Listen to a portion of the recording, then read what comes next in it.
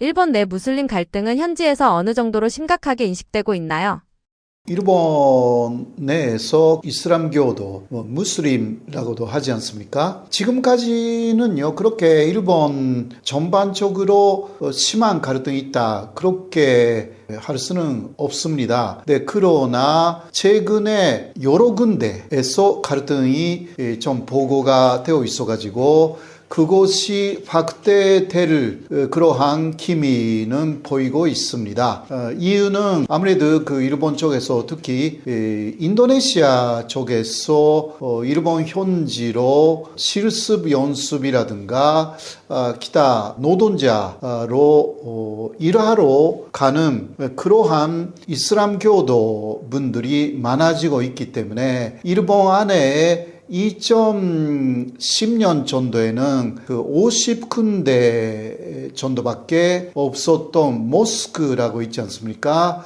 이슬람교도의 예배당이죠. 이것이 지난해 말, 그러니까 2025년 12월 정도의 통계에서는 170군데 정도로 3배 이상 늘어났습니다. 그렇기 때문에 여러 가지 그 예배를 하기 위해서 또 자동차로 많이 모이니까 교통적인 문제가 또 생기고요. 그리고 또 이슬람 교도 분들은 그 하루에 몇 번씩 예배를 드리지 않습니까? 그럴 때 그 예배하는 시간을 알리는 그러한 아잔이라는 총 같은 것을 알리는 것입니다. 이런 것도 역시 일본 문화하고 맞지 않는다라는 것이라든가 또 이슬람교도가 돌아가시면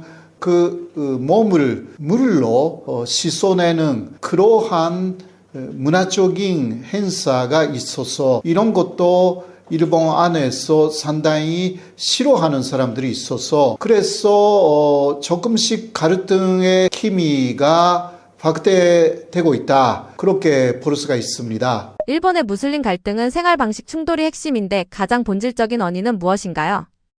본질적으로는 아무래도 그 일본 사회라는 것은 자신들하고 좀 이질적인 문화를 수용하기가 상당히 어려운 사회라는 데 핵심적인 부분이 또 하나가 있습니다. 일본 사회라는 것은 모두가 거의 똑같다라는 것을 좋아하는 그러한 사회 구조라고 할 수가 있기 때문에 이것은 동화라는 것을 사실상 강요하는 그러한 분위기를 만들어 나가는 거죠. 그러니까 일본의 역사 문화하고 좀 다른 문화적인 행위를 하거나 복장 같은 것도 특히 이슬람교도의 복장은 특수하지 않습니까? 그리고 또 라마단이라는 그 한 달 정도 낮에는 금식을 하는 그러한 스타일이라든가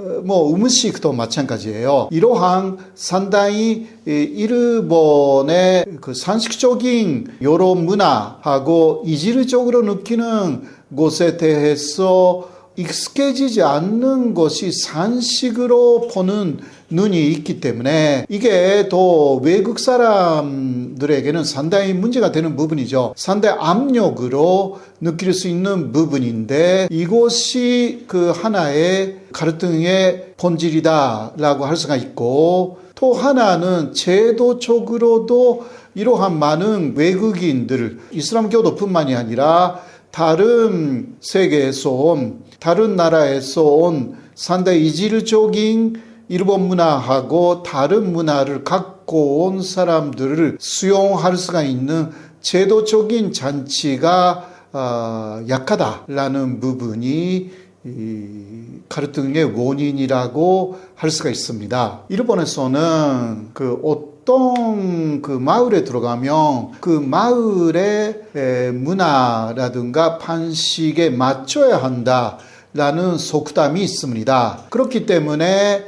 일본 사람들도 또 외국으로 가면 또 일본 사람들만큼 그 외국의 문화에 동화하기 쉬운 민족은 없다. 이런 식의 이야기도 있습니다. 반대로 말할 경우는 일본에 외국 사람들이 들어올 경우는 일본이 새로운 그러한 마을이기 때문에 이 일본이라는 마을의 반식의 문화에 외국 사람들이 맞춰야 한다. 이런 것이 일본 사람들의 거의 많은 사람들이 갖고 있는 하나의 산식이라고 할 수가 있기 때문에요. 이러한 부분들이 일본에 들어오는 외국인한테는 상당히 압력적인 부분으로 작용한다라고 할 수 있습니다. 일본의 강한 사회 규범과 동질성이 갈등을 키우는 요인인가요? 아니면 제도적 준비 부족이 더 큰 문제인가요? 이것은 양쪽이 요인이 될 수 있다. 그렇게 말할 수가 있습니다. 일본의 그러한 문화, 일본에 들어오면 일본적인 문화라는 것을 수용해라 라는 그러한 압박이 있는 것도 사실이고 또 일본 사람들은 그러한 외국인들이 일본에 들어올 경우는 계속 일본에서 생활을 한다라기보다 일시적으로 일본에 머물러 가지고 다시 자신들의 나라로 돌아간다. 그런 식으로 생각할 경우가 많기 때문에 그러한 외국 사람들이 일본 안에서 쭉 생활할 수 있게 아주 관용적인 제도라든가 문화적인 수용성이라든가 이런 것을 또 학교에서 또 가르쳐야 되는데 이러한 부분들이 대단히 약한 거죠. 일시적인 그러한 거주자,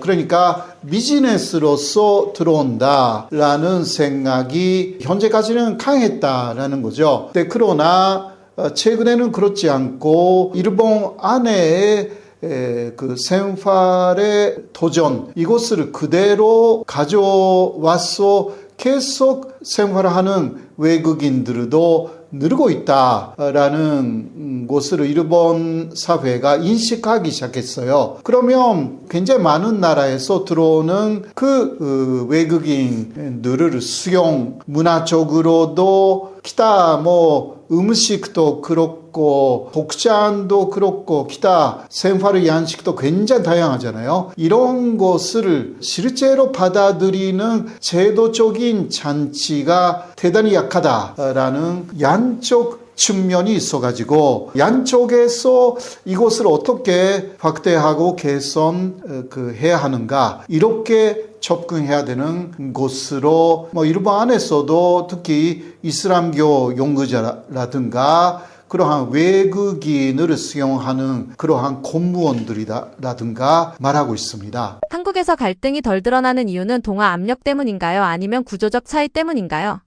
한국에서는요, 일본보다는 그러한 외국인들이 들어와서 실제적으로 생활을 하기 시작해도 그렇게 갈등이 크다고 하기가 어렵습니다. 일본보다는 좀 작다고 할 수가 있거든요. 근데 그 이유는 이것도 좀 일본하고 오히려 비슷한 이유가 있으면서 결과는 좀 달라졌다고 할 수가 있는데 한국도 예를 들면 이슬람권에서 기타 다른 문화권에서 외국인들이 들어오는 그 이유가 아무래도 비즈니스이거든요. 그리고 또 여러 가지 노동력 이 문제이거든요. 그리고 한국 사람들도 이러한 분들은 몇 년 지나면 자신의 나라로 돌아간다고 인식하고 있습니다. 이러한 부분들은 일본하고 큰 차이가 없습니다. 그런데 하나 역시 큰 차이가 있는 부분은 한국은 일본보다 적극적으로 그러한 외국인들이 한국에 들어와서 한국의 여러 가지 산업에 기여하거나 노동력으로서 기여하도록 많이 환경을 조성하고 있다라는 부분이 일본하고 좀 차이가 있는 부분입니다. 일본도 그러한 부분이 없다고 할 수는 없지만 그러나 훨씬 좀 열려 있는 게 한국입니다. 이게 상당히 적극적이다라는 거죠. 일본하고 한국을 비교하면 일본은 그냥 들어오는 외국인들을 그냥 노동력이나 비즈니스 파트너로서만 보는 것인데, 한국은 그 사람들의, 외국인들의 문화라든가 이런 것도 함께 수용할 수가 있는 그러한 시스템을 계속 만들어 왔어요. 그런 면에서 외국인들이 볼 때도 일본보다 한국이 훨씬 관용성이라는 부분에서 열려 있다라고 그렇게 느끼는 것입니다. 물론 한국에 한계가 없는 것도 아니거든요. 이거 일본하고 똑같아요. 언젠가는 돌아간다고, 자신의 나라로 외국인들이 그렇게 일단 생각하고 있기 때문에 더 이상 깊이 생각을 안 해요. 그러나 역시 한국 안에서도 일본하고 똑같이 계속 여기에 한국의 외국인들이 완전히 정착되어서 살기 시작한다. 이게 돌아가지 않고요. 그렇다면 새로운 문제가 생길 가능성은 전혀 없는 게 아닙니다. 아직은 그 전 단계다라고 할 수가 있습니다. 한국의 경우는. 일본은 그러한 완전히 제2의 고향으로서 고국으로 돌아가지 않고 일본에서 계속 살겠다라는 그러한 이슬람 교도들이 늘어났고, 또 기타 외국 사람들이 늘어났기 때문에 또 대립이 생기는 그러한 현상이 있다.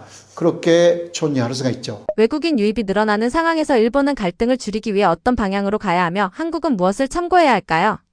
사실 일본도 그냥 비즈니스 파트너로서 그리고 노동력로서 외국인을 받아들인다라는 그러한 하나의 시스템에서 이제 다음 단계로 가야 된다. 그런 비전은 일본 정부 차원에서는 만들기 시작했습니다. 바로 같이 살 수 있는 그러한 사회를 어떻게 지향하느냐라는 것은 이미 하나의 비전으로 제시해야 된다라는 단계에 확실하게 일본은 들어갔어요.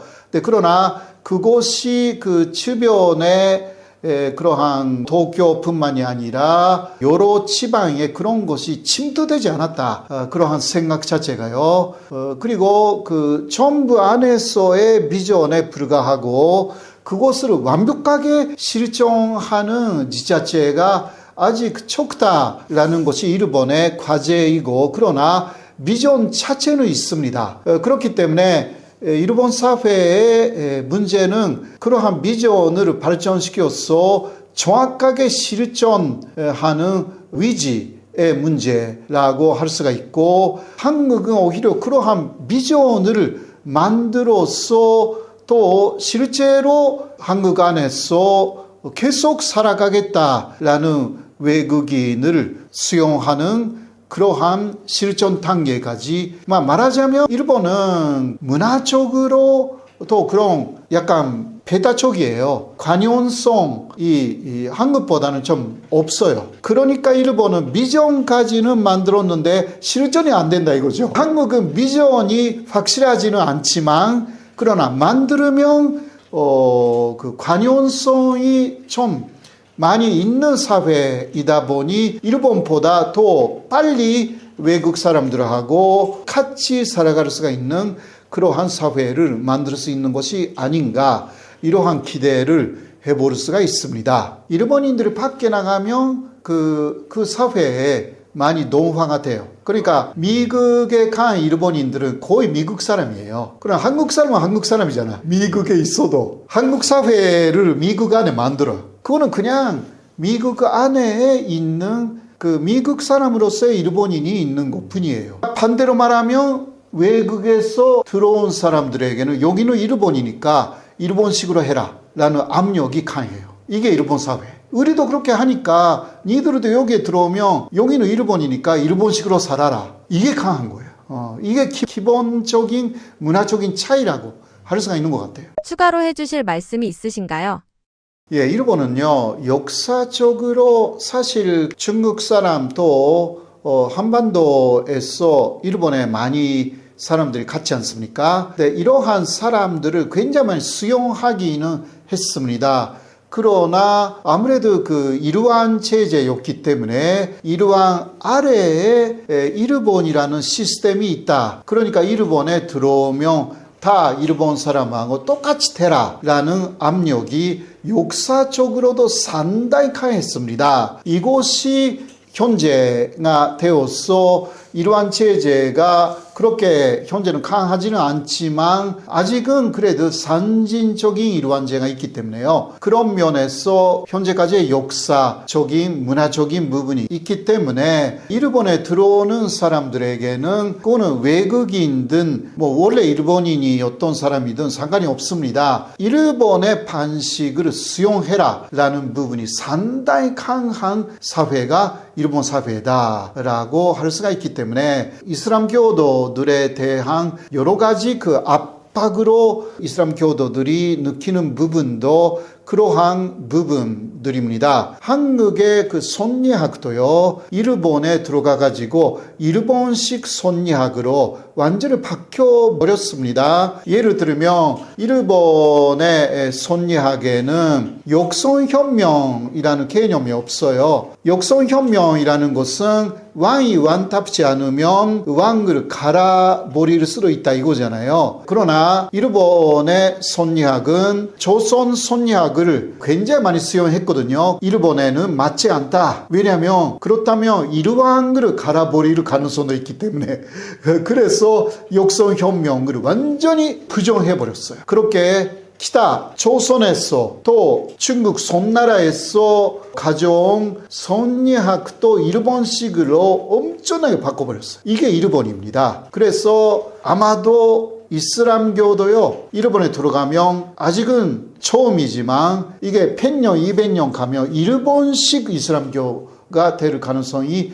충분히 있습니다. 이런 게 이미 되어 있는 부분은요, 이슬람교는 기본적으로 장례식은 매장이거든요. 그러나 일본은 기본적으로 화자 문화잖아요. 그러니까 지금 그 일본의 이슬람 교도들이 일본의 문화에 이것은 맞춰야 된다. 이렇게 이야기하는 일본 내에 이슬람 교도들이 굉장히 많습니다.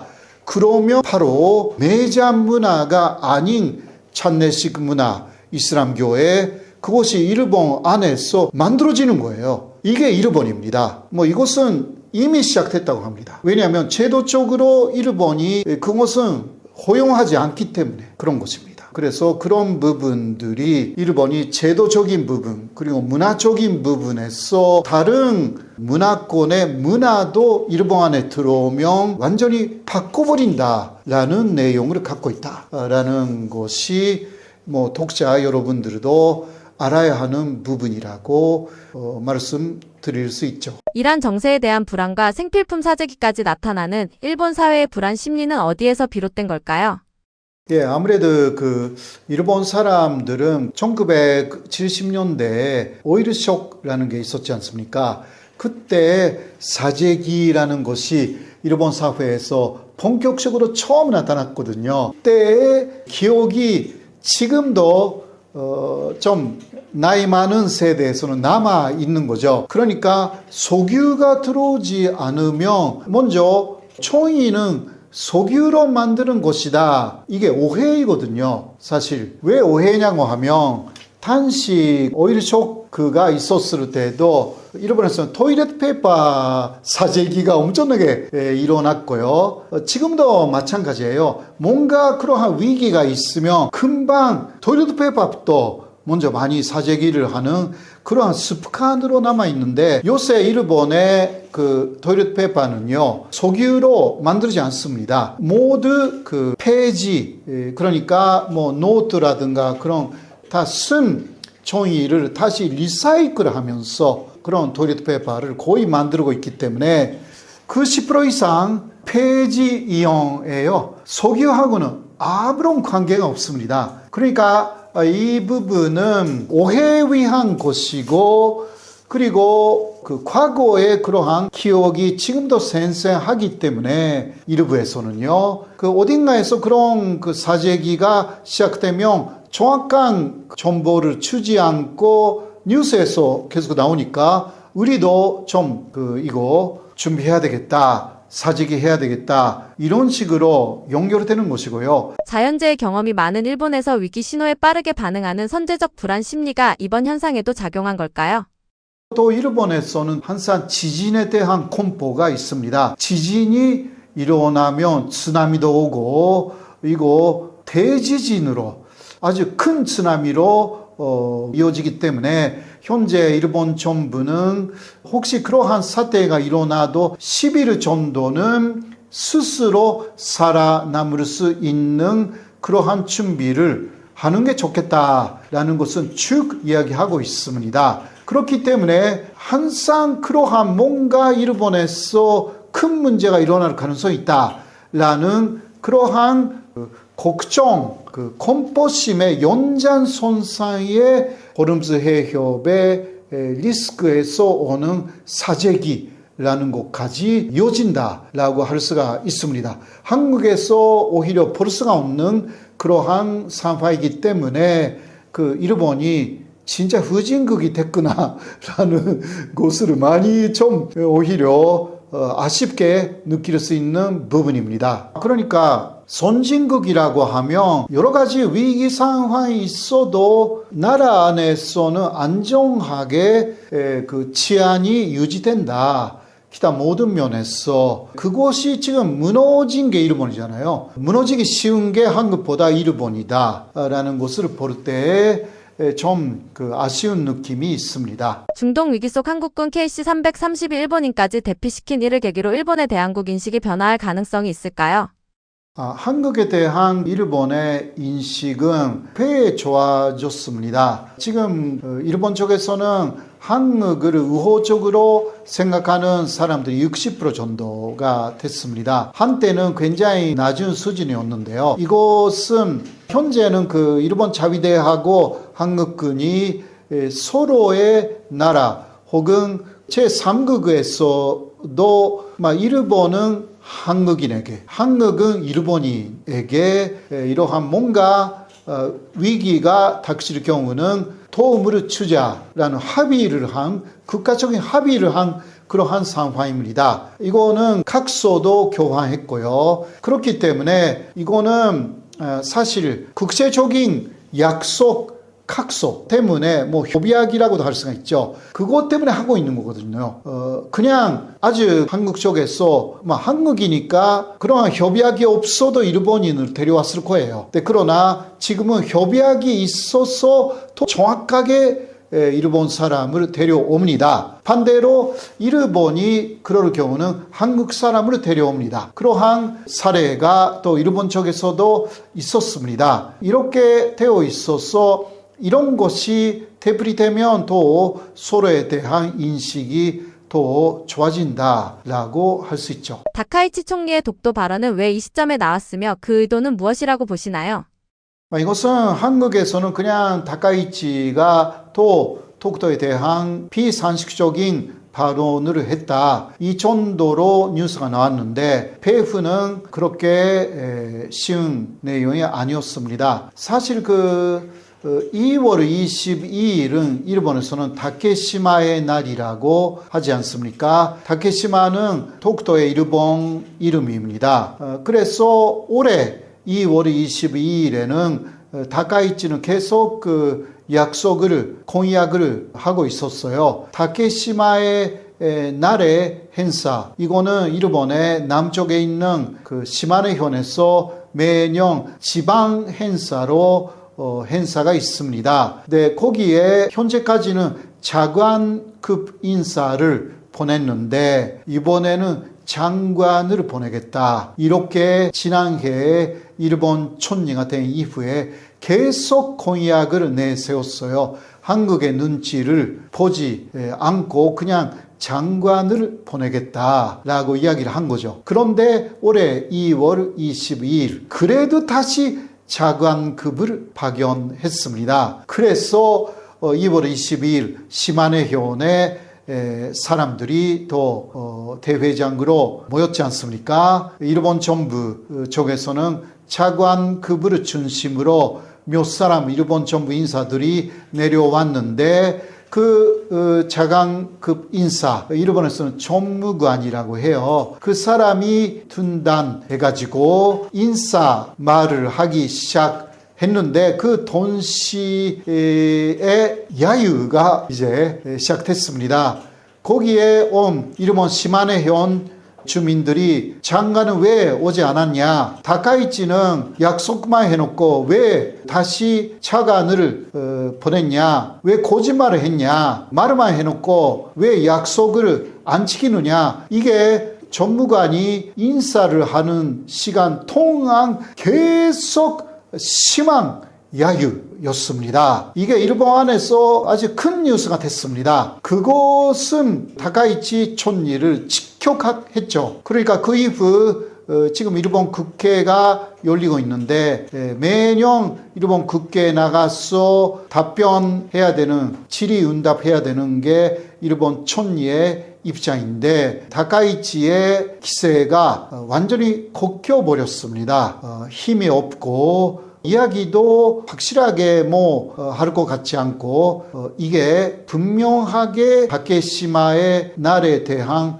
공약을 어겼기 때문에 그것을 일본 국민들이 시마네 현을 중심으로 너무 세게 비판했기 때문에 또 지지율도 엄청나게 떨어졌어요. 그 사건으로. 그래서 다카이치의 아주 힘있게 하는 퍼포먼스가 사라져 버렸습니다. 그래서 며칠 후에 다카이치는 결심한 얼굴로 일본 국회에서 독도는 일본 영토라고 그렇게 주장하면서 그 목적은 그 다음 말이었습니다. 다음 다케시마의 날에는 장관급 인사를 보낼 수 있도록 환경을 조성해 나가겠다. 이런 이야기를 한 것입니다. 그거는 1년 후가 되겠죠. 내년 2월 22일 실제로 장관급을 보내는지 지켜봐야 되겠지만 아마 그 이전에 다카이치 내각은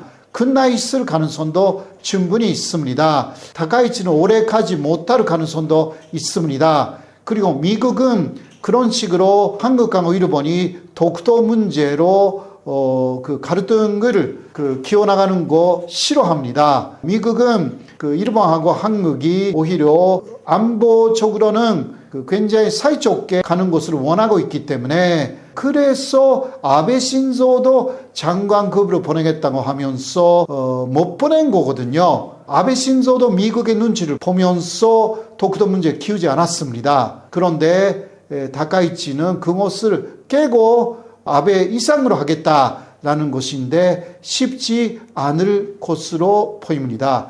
일단 지켜봐야 할 것 같습니다. 그러니까 한국에서는 그냥 다카이치가 더 독도라고 독도 일본 영토라고 했다. 그것만 보도하니까 문제가 되는 거예요. 물론 그것도 문제이지만 또 다른 이야기가 되잖아요. 지금 참고 있다 이거야. 미국은 또 독도 문제는 한국 편이에요. 최근 일본 교과서의 독도 표기 논란도 같은 맥락의 정치 외교적 메시지로 봐야 할까요?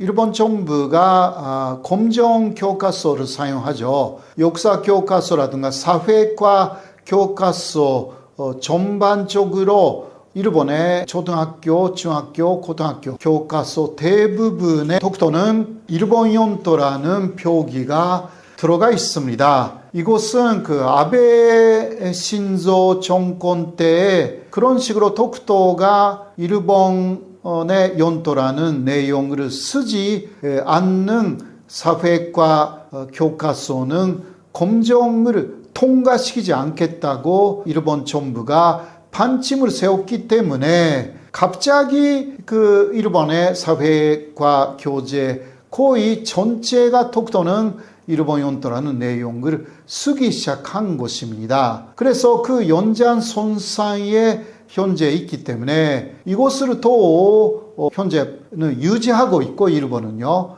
이러한 부분은 그것을 거기서 또 독도가 일본 영토라는 부분을 또 삭제해 나가면 또 오히려 또 일본에서는 화제가 되고 또 문제, 일본의 특히 극우 세력은 그것을 문제 삼을 것입니다. 그래서 그대로 현재는 유지하고 있다. 그 정도로 생각하시면 되고 앞으로는 거기에 또 뭔가 추가 기술이 생긴다면 더 문제가 될 것으로 보입니다. 아직은 현재까지 아베 정권 때의 기준을 그 이후에 스가, 기시다, 심지어 한국에 아주 좋았던 이시바 정권도 그게 이어지는 흐름이라서 바꾸지는 않았거든요. 그래서 현재는 그런 상황이다. 그렇게 말씀드립니다. 결국 이런 흐름은 일본이 주기적으로 반복하는 외교 전략의 일환으로 봐야 할까요?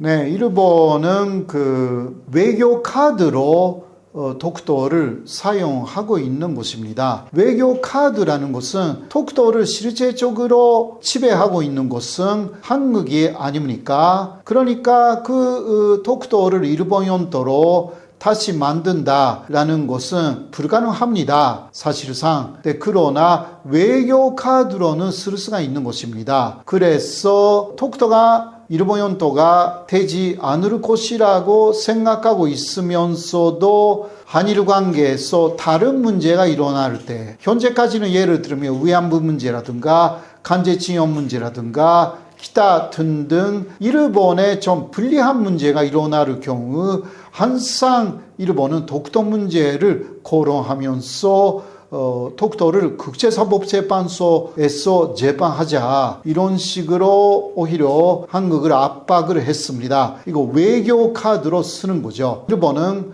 일본 나름대로 그런 식으로 독도를 활용하면서 또 언젠가는 이런 식으로 독도 문제를 계속 거론해 나가면 그 어떤 기회가 생겨서 실제로 독도를 일본 영토로 만들 수 있는 그런 때가 올 가능성이 있다. 그때를 준비한다라는 그러한 집요함을 보이고 있는 것입니다. 그것은 잊어버리면 절대 안 되는 부분입니다. 일본 가전산업은 왜 세계 최고에서 경쟁력을 잃고 쇠퇴하게 되었을까요?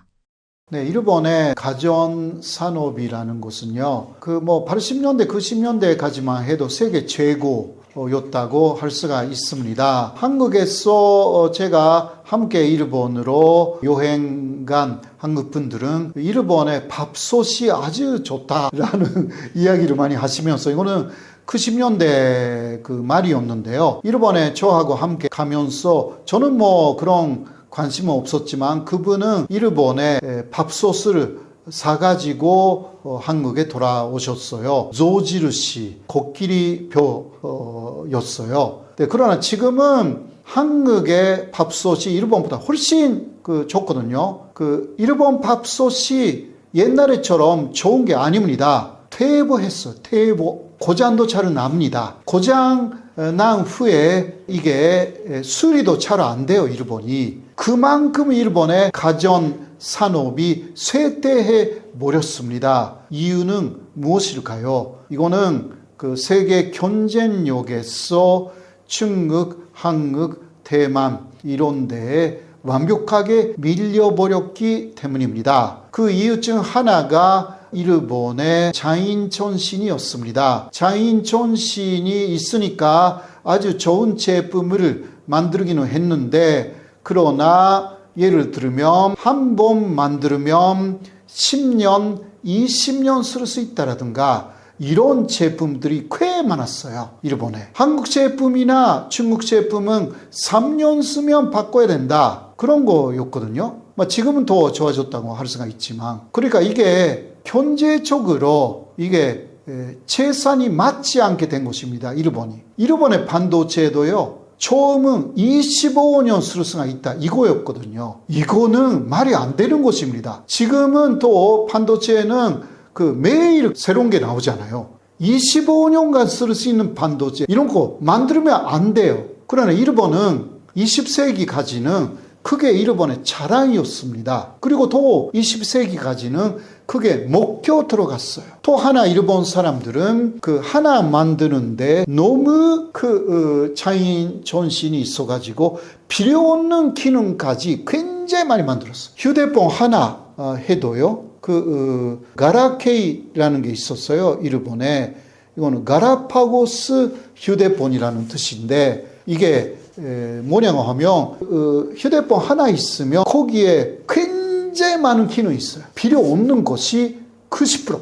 그런 거 만드는 것이 일본 사람들이 특히 또 산업체에 있는 사람들이 취임이었어요. 근데 이게 또 세계 최고라고 생각한 거죠. 그런 식으로 했기 때문에 이제 한국의 휴대폰이나 중국의 휴대폰이 이제 필요한 것만 있는 것이 일본을 지원하기 시작합니다. 그리고 또 하나는 일본은 설계로부터 시작해가지고 제조, 조립, 완성품 판매, 거기까지를 이거 수직 판매 시스템이라고 했어요. 하나의 회사가 모든 것을 다 했어요. 수직 통합 모델이에요. 이거는 20세기까지는 일본 모델로 괜찮았는지 모르지만 이제 또 이것이 수평적인, 그러니까 설계하는 회사는 설계만 하고 또 어떤 부품을 제조하는 회사는 그것만 하고 조립하는 회사는 그것만 하고, 이게 세계가 그런 식으로 분업 시스템이 된 21세기가 돼가지고 일본의 수직 통합 시스템이 이제 통하지 않게 됩니다. 또 너무 비용이 들어가는 구조가 돼버렸습니다. 그리고 수직 통합 시스템이기 때문에 어떻게 됐냐고 하면 그 하나의 기업 안에서만 쓸 수 있는 부품만 있는 거예요. 다른 기업에서는 다른 부품을 또 같은 기능인데 만들어야 돼요. 규격이 다 달라요. 이게 문제가 됩니다. 네, 그러니까 예를 들면 일본의 소니에서 혹시 만든 휴대폰이 있으면 그 소니의 부품만 쓸 수가 있어요. 다른 데서 도시바에서 만든 부품을 키워놓을 수가 없어요. 어마어마한 페타성이 일본 경제 전체의 후퇴를 만들어 옵니다. 그것을 보고 있었던 미국 쪽에서는 오히려 잽스 같은 사람이 일본의 여러 회사 중에서 좋은 부품을 가져와 가지고 조립해서 아이폰을 만들었어요. 일본이 만들 수 없는 거, 일본 안에서는 그 페타성, 그리고 회사 대 회사의 그 약속이 있기 때문에 그건 못 다른 거예요. 외부에서는 그거 할 수가 있었어요. 이렇게 해서 일본의 가전 산업이 후퇴해 버렸습니다.